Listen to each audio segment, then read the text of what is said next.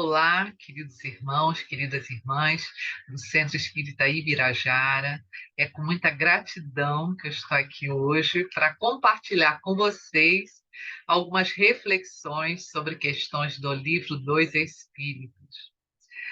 Nesse dia quente, né? Nessa época quente de verão carioca, nesse período pós-carnaval, que chove praticamente todo dia, nesse tempo tão abafado. Pois é, a gente fica pensando, nossa, que calor, nossa, quanta chuva, e outros acontecimentos que vêm acontecendo aí no mundo, não aqui pertinho da gente, alguns mais perto, né, como essas chuvas, às vezes bem intensas em alguns locais, mas como terremotos, como nós tivemos acompanhando aí os acontecimentos no mundo. Então, nosso tema de hoje é do capítulo 9 da parte segunda, que vai falar, né, vai versar sobre a ação dos espíritos sobre os fenômenos da natureza. Será que os espíritos atuam sobre os fenômenos da natureza? Que espíritos atuam sobre os fenômenos da natureza? Será que a natureza, as leis da natureza não são automáticas, precisam de agentes? Pois é, essas são algumas reflexões que nós vamos fazer hoje. Eu vou olhar aqui um pouquinho, não sei como é que você está vendo aí, se é para a direita ou para a esquerda, mas não imprimir o conteúdo das minhas reflexões, o roteiro, e alguns textos que eu separei para nossas reflexões. Afinal, nós temos que cuidar da natureza, né? Então, como não é um evento presencial, é um evento online, graças a Deus, né, as conquistas da ciência aí, da tecnologia beneficiando, a benefício do bem, que beleza, né? Então, não imprimir, então vou olhar de vez em quando aqui para a tela, não sei se aí é a sua direita ou esquerda. Bom, vamos lá?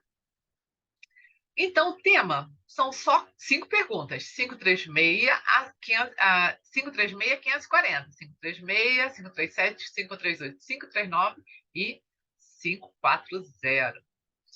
E o tema é a ação dos espíritos nos fenômenos da natureza, ou fenômenos naturais. Vamos começar, então, conceituando um pouquinho o que são fenômenos da natureza? São chamados de fenômenos naturais aqueles que não ocorrem a partir da intervenção humana. Por exemplo, o nascer do sol, pôr do sol, o aparecimento de um arco-íris, né, que é lindo no céu, a metamorfose das borboletas, a germinação de uma planta. Também tem os chamados desastres naturais, como bem sabemos. A erupção de um vulcão, as tsunamis, a queda de um meteoro, por exemplo, as tempestades, os terremotos. Bom, então esses são os fenômenos naturais, né? Os fenômenos da natureza são aqueles que acontecem independente da intervenção humana. Então, caminhando aqui logo para a pergunta de número 536, Kardec pergunta o seguinte: são devidos a causas fortuitas ou, ao contrário, têm todos um fim providencial os grandes fenômenos da natureza? Os que se consideram como perturbação dos elementos. São devidos a causas fortuitas ou, ao contrário, têm todos um fim providencial. Os grandes fenômenos da natureza, os que se consideram como perturbação dos elementos. Os espíritos respondem o seguinte: tudo tem uma razão de ser e nada acontece sem a permissão de Deus. Pois é. Tudo, gente, tudo tem uma razão de ser. Tudo tem na natureza um fim útil, porque nós estamos sob o amparo divino. Deus não está distraído, ocupado em outro planeta, distraído da Terra, não, não. Deus, nós estamos mergulhados no fluido divino, no pensamento divino, né? Deus não está lá, Deus está aqui, né? Está aqui em tudo, em todos, né? Nós estamos mergulhados no fluido divino. E aos prepostos do Pai, aqueles espíritos já alcançaram um nível de evolução, né, lá bem distante daquele que nós ainda estamos, acho que nós vamos chegar lá um dia. E eles já atuam, né, como generais desse grande exército divino, se podíamos fazer essa metáfora comparativa. E nós ainda estamos lá nas primeiras, né, escalas, né, de ação no mundo terreno, na vida física. Tudo tem uma razão. Nada acontece sem a permissão de Deus. Aí, Kardec tem uma subdivisão dessa pergunta em item A e item B. Espera aí, vamos ver aqui. De vez em quando aqui meu mouse faz uma graça, mas faz parte. Objetivam sempre o homem esses fenômenos? Então, os fenômenos que nos cercam, os fenômenos naturais aqui na Terra, que é onde nós estamos, eles objetivam sempre o homem? Os espíritos respondem o seguinte: às vezes tem como imediata razão de ser o homem, a humanidade, as sociedades que vivem na Terra. Na maioria dos casos, entretanto, tem por um único motivo o restabelecimento do equilíbrio e da harmonia das forças físicas da natureza. Pois é.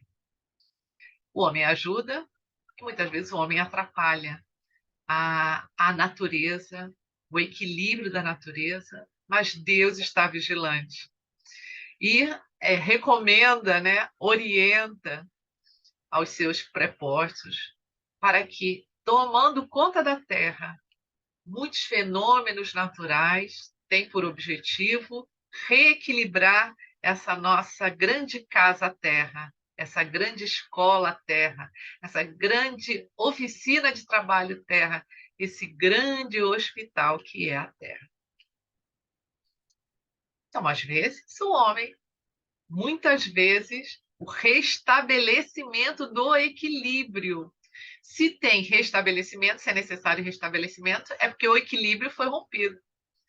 E hoje em dia, como já estamos com o desenvolvimento da informação, do conhecimento humano, muitas vezes agindo o homem sobre a superfície da Terra, ou debaixo das águas, ou acima, né, na atmosfera, se estabelece certo desequilíbrio, mas Deus vigilante toma providências para que o reequilíbrio, o equilíbrio seja novamente retomado. Pergunta B, dessa 536. Concebemos perfeitamente que a vontade de Deus seja a causa primária, nisto como em tudo. Bem, nós entendemos. Porém, sabendo que os espíritos exercem ação sobre a matéria e que são os agentes da vontade de Deus, também sabemos disso, perguntamos se alguns dentre eles não exercerão certa influência sobre os elementos para os agitar, acalmar ou dirigir.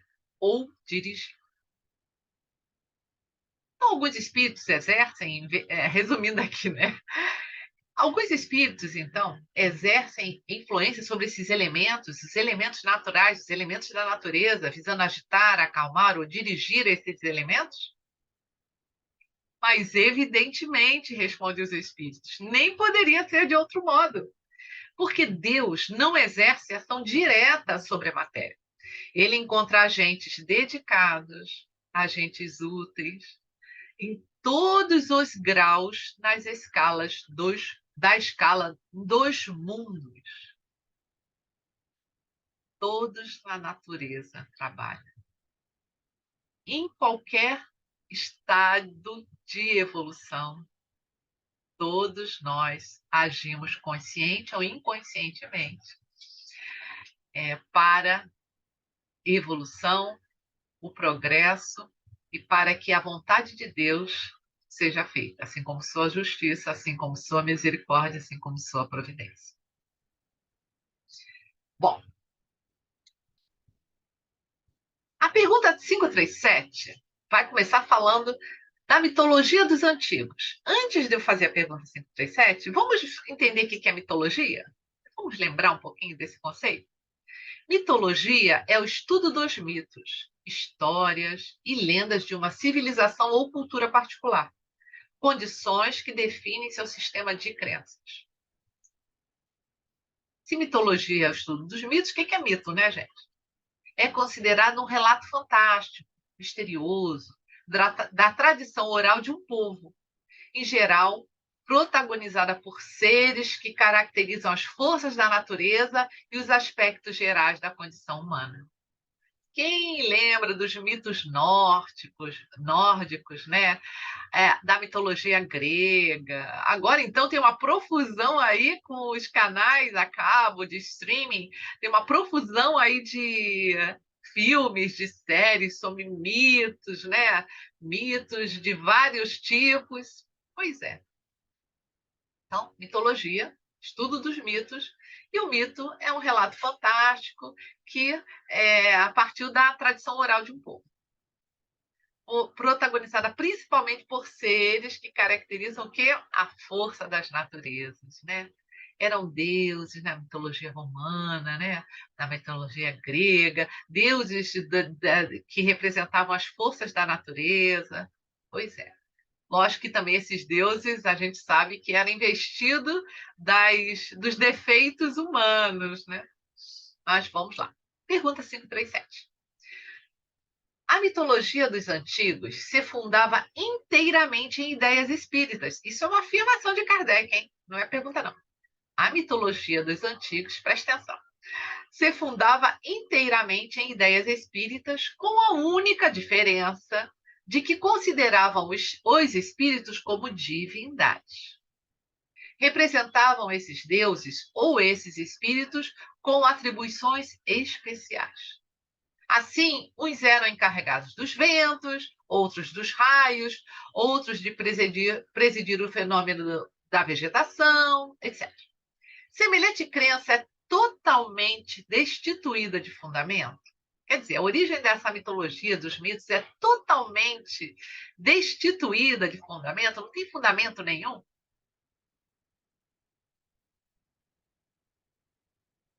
Os espíritos respondem o seguinte: tão pouco destituída é de fundamento que ainda está muito aquém da verdade. Olha só, né? A percepção dos homens que viam nos fenômenos naturais coisas tão diferentes que atribuiu a espíritos poderosos, os deuses, que governavam, né, não só os fenômenos naturais, como muitas outras coisas. E os espíritos respondem, olha que interessante, nós vamos ver isso mais adiante. Ele é tão pouco destituído de fundamento que ainda está muito aquém da verdade. Ou seja, a verdade é muito superior a todas essas elucubrações. Pergunta A, da 537. Poderá, então, haver espíritos que habitem o interior da Terra e presidam aos fenômenos geológicos? Bom, gente, será que existem espíritos que residem no interior da Terra e que presidem os chamados fenômenos geológicos? Os espíritos respondem o seguinte: não, tais espíritos não habitam positivamente o interior da Terra, né, a Terra. Presidem aos fenômenos e os dirigem de acordo com as atribuições que têm. Então, olha só. Os espíritos não estão localizados dentro da Terra, não moram dentro da Terra, mas presidem esses fenômenos e dirigem de acordo com as atribuições. Então, são vários e com atribuições variadas também. Dia virá em que recebereis a explicação de todos esses fenômenos e os compreendereis melhor. Ainda temos muito que caminhar e entender os mecanismos da ação divina sobre os fenômenos naturais, enfim, sobre a vida como um todo. E aí nós fomos procurar em algumas, estudando aqui um pouquinho, né, para trazer conteúdo para vocês. Herculano Pires, no livro O Centro Espírita, diz o seguinte: os fisiólogos gregos, né, filósofos também não, os filósofos também, mas os fisiólogos gregos sabiam disso Quando Tales de Mileto se referia aos deuses que enchiam o mundo em todas as suas dimensões, afirmava o princípio espírita de que a sua estrutura planetária, em seus mínimos detalhes, é controlada por espíritos incumbidos da manutenção da Terra, desde os simples elementais, ainda em evolução para a condição humana, até os espíritos superiores próximos da angelitude, que supervisionam e orientam as atividades telúricas, né, da Terra. Então, aqui Herculano Pires já se refere a toda a categoria dos espíritos que atuam nos fenômenos da natureza, que colaboram com Deus na execução dos fenômenos da natureza, na manutenção do equilíbrio da própria natureza de cada mundo. E fala que todos trabalham, desde os simples elementais, vamos falar disso já já, que ele diz aqui, que está ainda em evolução para a condição humana, até os espíritos superiores, alguns comandados, né? Quanto mais baixo na categoria do entendimento e da evolução, comandados. Aqueles que estão em mais alta categoria da evolução, né, tanto dos sentimentos, né, da moralidade, quanto intelectualmente, que comandam, e assim tudo é solidariedade no universo, né? Todos colaboram com aquilo que já podem dar, já têm condições de evolução e de progresso para dar. Vamos falar dos elementais que Herculano Pires se refere já já. Pergunta 538.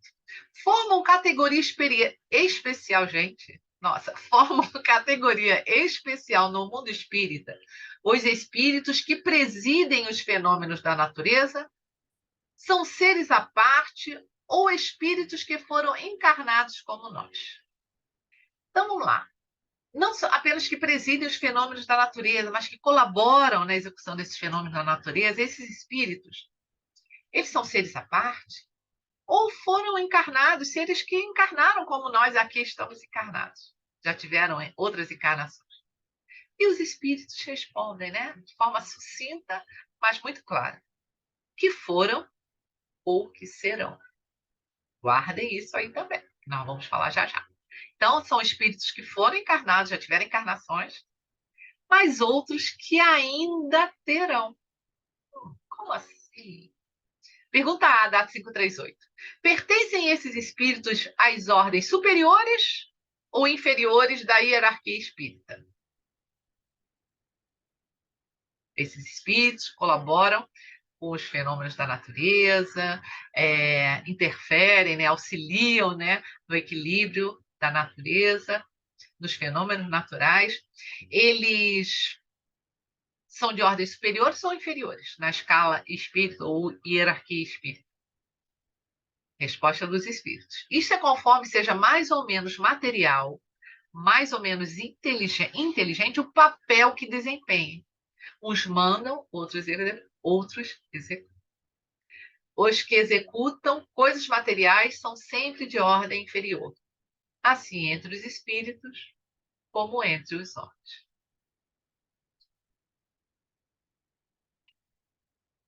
Assim é.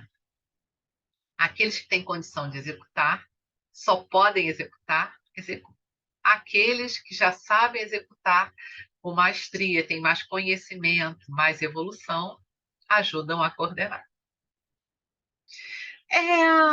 Vamos falar um pouquinho do que Herculano Pires chamou de... Deixa eu voltar aqui. Vamos ver. Que a manutenção da Terra, do equilíbrio da Terra, né, como estrutura, como planeta, com as condições da natureza, trabalham nela, desde os simples elementais, ainda em evolução para a condição humana, até os espíritos superiores. Quem são esses seres chamados, né, aqui por Herculano Pires de elementais?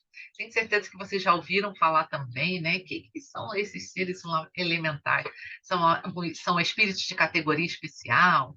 É a alma dos homens que já estiveram encarnadas aqui? Lembre-se da pergunta que ele falou? Aqueles que já encarnaram ou que ainda irão. Irão o quê? Encarnar. Como é isso?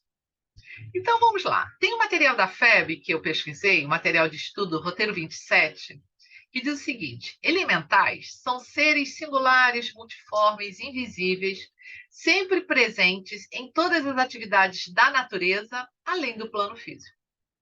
São veículos da vontade criadora de Deus, potenciadores das forças, leis e processos naturais.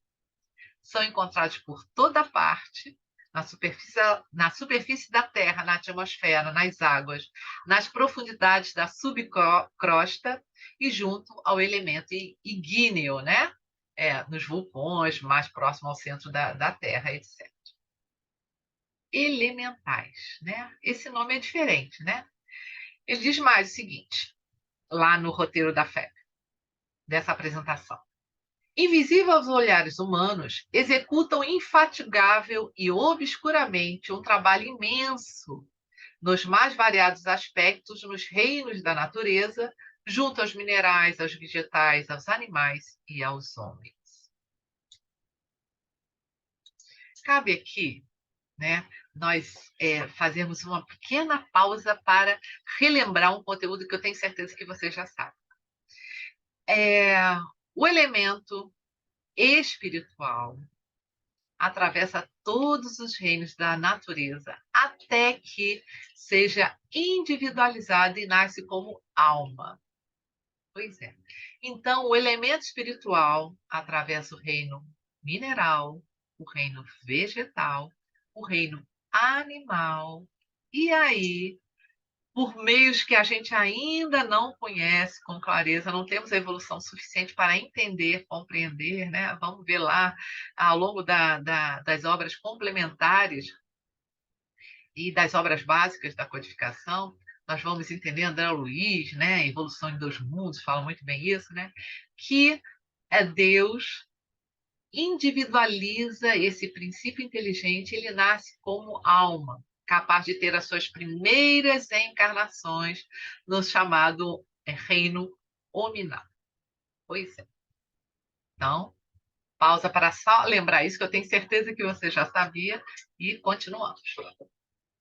No livro Loucura e Obsessão, Manuel Filomeno de Miranda diz o seguinte, nos relata o seguinte: na cultura religiosa do passado e do presente, encontraremos esses seres, né, os elementais, sob a denominação variadas.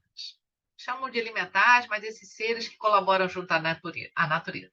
Podem ser elementais, podem ser devas, fadas, gênios, silfos, djinns, acho que fala assim, faunos, etc. Diz que a senhora Helena Blavatsky fez uma exaustiva pesquisa a tal respeito e os classificou largamente.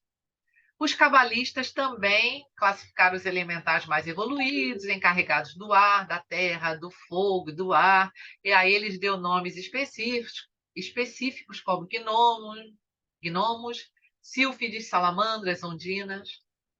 Referimos-nos, diz Manuel Filomeno de Miranda, no livro Loucura e Obsessão, referimos-nos a essas anotações para demonstrar como o assunto ainda prossegue em discussão e pesquisas valiosas.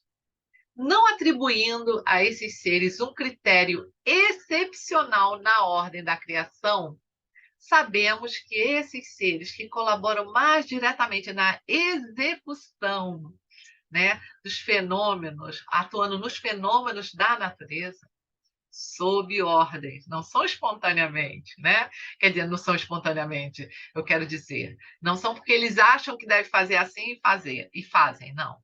Sob o comando de espíritos superiores, eles agem na natureza a favor do equilíbrio, sob as ordens amorosas de Deus. Não atribuindo a esses seres um critério excepcional na ordem da criação, sabemos que eles estão em trânsito evolutivo, mediante as reencarnações entre o psiquismo do primata homini e o Homo sapiens, ainda destituídos de discernimento, ingênuos e simples na sua estrutura espiritual íntimo. Ou seja, tudo na natureza, né, apresenta uma solidariedade tão grande, uma continuidade. A natureza não dá saltos. Você imagine, né? O princípio espiritual atravessou os 3 reinos básicos da natureza, mineral, o vegetal e o animal. E antes do processo de total individualização, né, para essa alma começar as suas primeiras encarnações, ainda de forma muito rudimentar, preparando o perispírito para esse processo total de individualização e também de aquisição, né, da razão. Então, esses espíritos, nesse processo, né, não mais visitando o reino animal, mas ainda não tendo condições ainda de, não dando saltos, né, de ter as suas primeiras encarnações no reino nominal, eles trabalham, atuam e agem nos fenômenos da natureza, sob a orientação, sob a tutela amorosa desses espíritos muito mais evoluídos e sábios, que um dia, como todos nós, já estivemos lá e agora já estamos em outras posições, dando a mão para aqueles que caminham ainda atrás de nós, alguns passos atrás. E amanhã seremos nós que estaremos dando as mãos. É sempre assim, né? Imagina assim uma escada imensa, mas todos não apenas olham para frente, né? Um pé no degrau superior e a mão estendida para aqueles que estão no degrau atrás. Bom, então, Manuel Filomeno de Miranda trouxe essas observações interessantes. André Luiz, no Evolução em Dois Mundos, diz o seguinte sobre esse assunto. Compreendendo-se, porém, que o princípio divino aportou na Terra, emanando da esfera espiritual, trazendo em seu mecanismo o arquétipo a que se destina, qual bolota de carvalho, encerrando em si a árvore veneranda, que será de futuro, não podemos circunscrever-lhe a experiência ao plano físico, simplesmente considerado, porquanto, através do nascimento e morte da forma, sofre constantes modificações nos 2 planos em que se manifesta, razão pela qual variados elos da evolução fogem à pesquisa dos naturalistas por representarem estágios da consciência fragmentária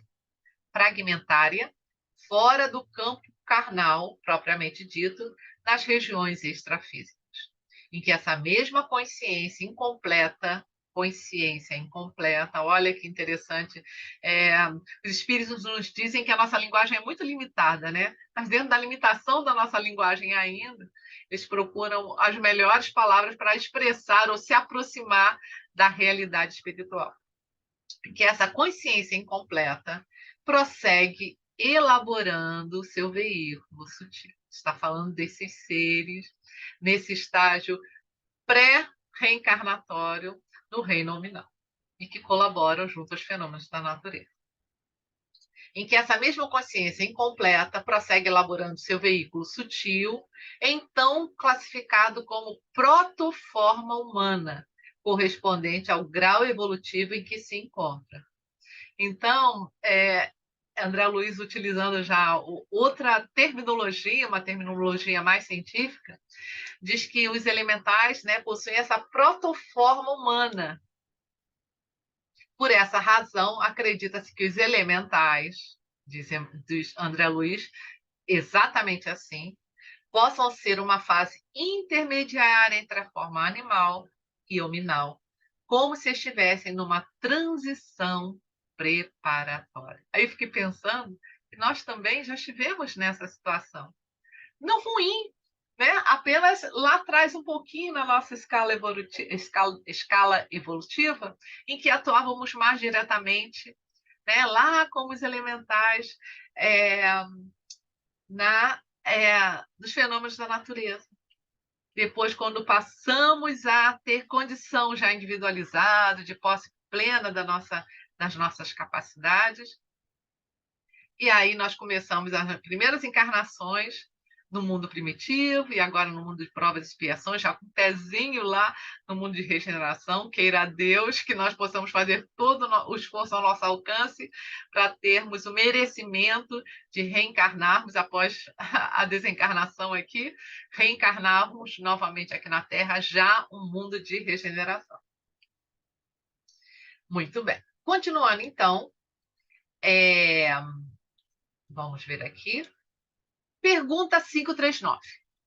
A produção de certos fenômenos das tempestades, por exemplo, é obra de um só espírito? Ou muitos se reúnem formando grandes massas para produzi-los? Quando a gente pensa numa chuvinha, quando a gente pensa em fenômenos básicos da natureza, de uma plantação, no desenvolvimento de uma plantação, na mudança de estação, em que as árvores, por exemplo, caem as folhas no outono e florescem na primavera, né? Agora vamos pensar isso individualmente, né, em cada espécie. Vamos pensar agora em grandes fenômenos, tempestades, tufões, maremotos, terremotos.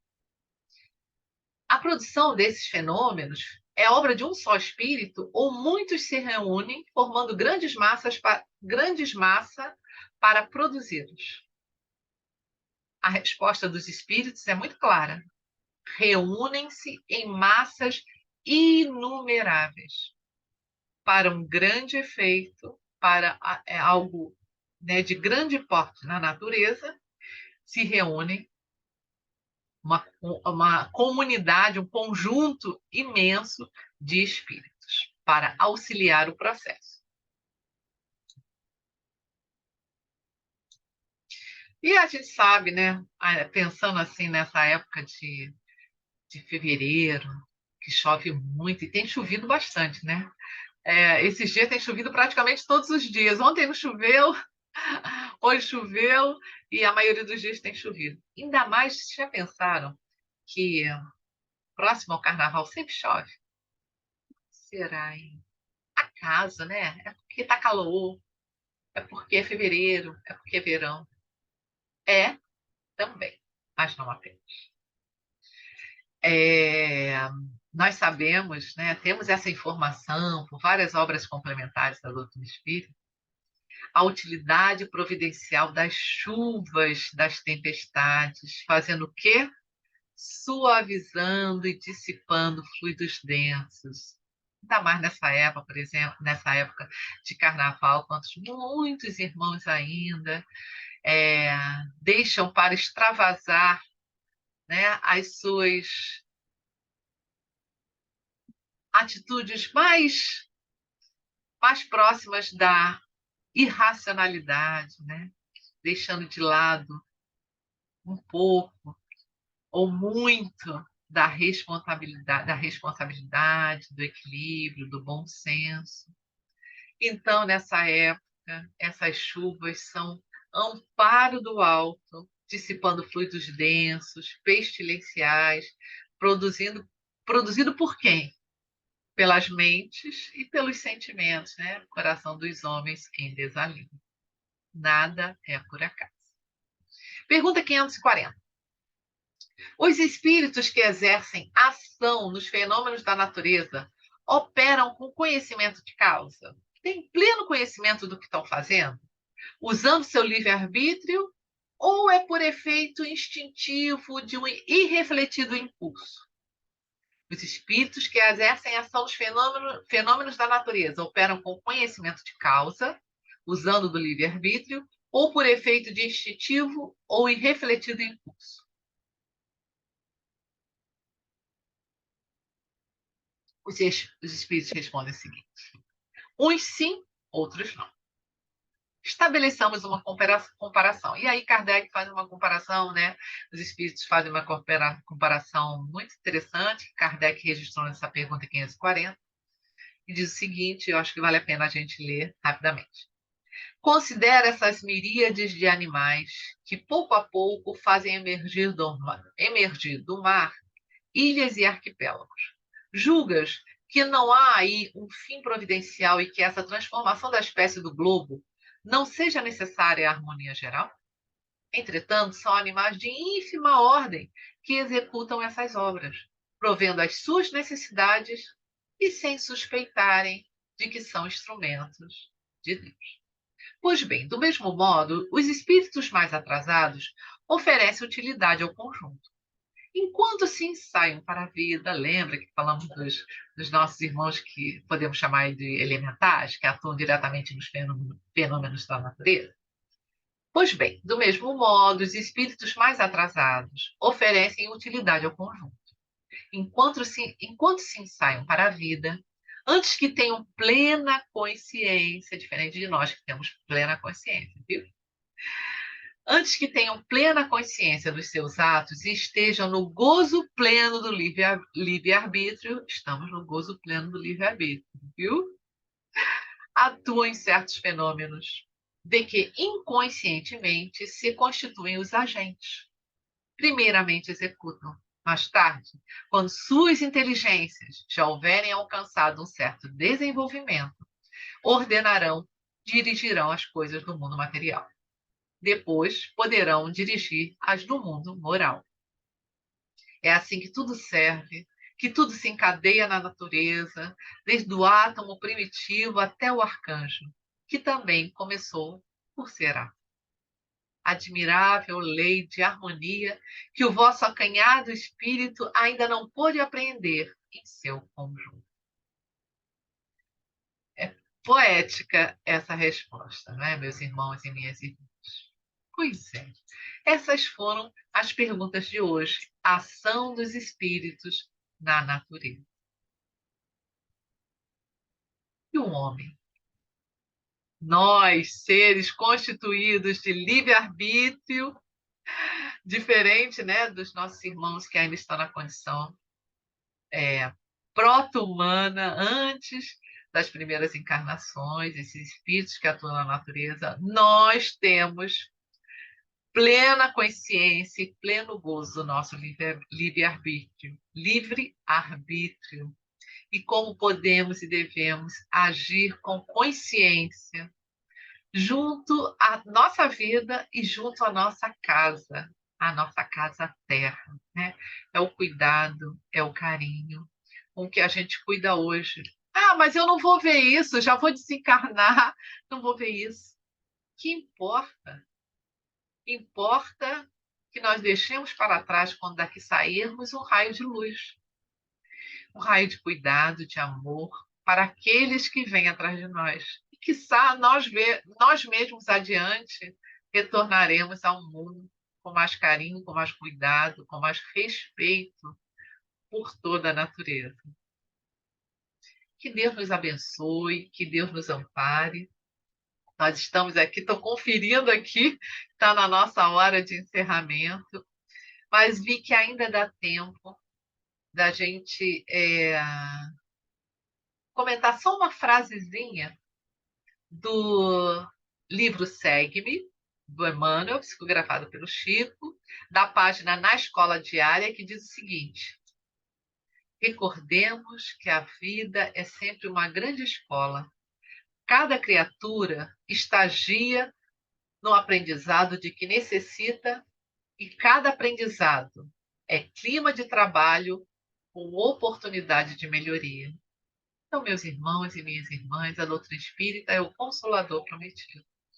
Onde quer que a gente esteja, submetido a desafios, dificuldades, lutas que fazem parte da nossa jornada, seja por expiações, seja por provas, não importa nem a gente saber se é expiação, se é prova, o que importa é a gente enfrentar com calma, com serenidade, com confiança na providência divina, que cuida do lírio, da joaninha, não vai cuidar de nós com muito mais carinho, com muito mais cuidado, né? Deus zela por cada um de nós através de esses incansáveis trabalhadores do bem, nossos guias espirituais, estão ao nosso lado, nos amparando. Não vai fazer por nós o que nós precisamos fazer, mas vai nos inspirar, nos dar coragem, esperança nos momentos difíceis, para que a gente prossiga trabalhando a favor do bem, nos melhorando a cada dia, nos esforçando para cada dia sermos nossa melhor versão. A cada dia sermos apenas melhor do que fomos no dia anterior. 1%. Já viram, 1%. Qual é o meu objetivo hoje? Ser 1% melhor do que foi ontem. Amanhã, 1% melhor do que foi hoje. No final do ano, 365% melhor do que fomos no ano anterior, no último dia do ano anterior.